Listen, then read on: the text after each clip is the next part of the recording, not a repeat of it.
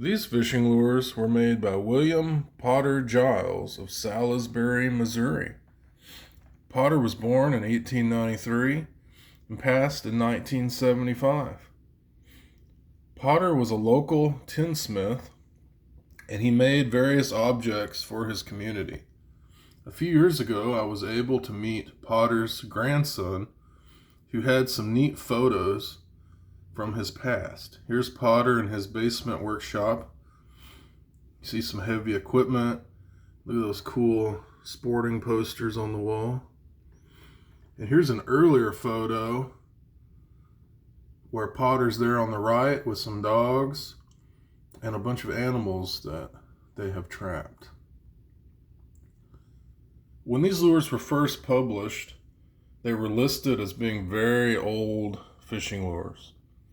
But through my research and identifying various found objects that were used in their creation, they can't possibly be as aged as originally thought. This particular example is made from a Bic pen. There's a plastic pen inside of this object. You can see the brass tip there at the front. Those Bic pens weren't available in the United States until 1958. So he's wrapped it in string and hair and other things. It also has a propeller cut from an old tin Bear aspirin bottle. Potter used a lot of found objects in his work. This minnow has an old Colorado tax token bent and used for a diving lip. Pretty cool. This frog has an old parquet butter label cut and pasted for some extra flash. He's also written the word Eve on the diving lip there. Look at that eye. Super cool. This lure, he's used some kind of a found piece of plastic for a diving lip, and he wrote spool on it. He's also drawn on the front, and look at that face. Super neat. And then look at on the back, that blue marking there, the arrow, some kind of iconography.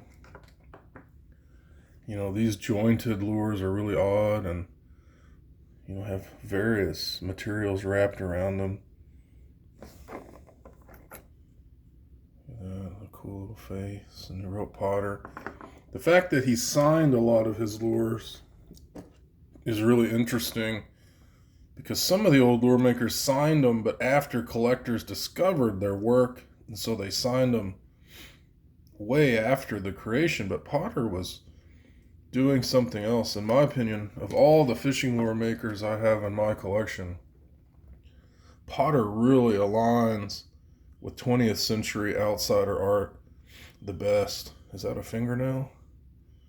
Look at that eye. A lot of these eyes are pasted decals of some kind that he cut out. And then look at the surface markings. He took a pen or some kind of mark making tool and obsessively kind of scribbled those lines.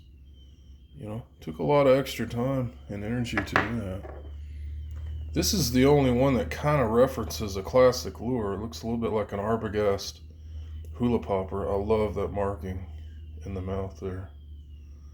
And he put his name on there. This was the first Potter lure that I ever got.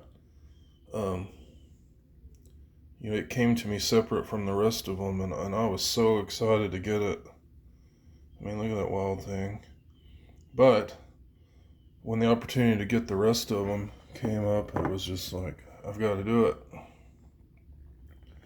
Yeah, these are my favorite fishing lures, and some guys would disagree with me that they're a little too kooky or too unusual. They don't fit into the classic fishing lure designs and patterns.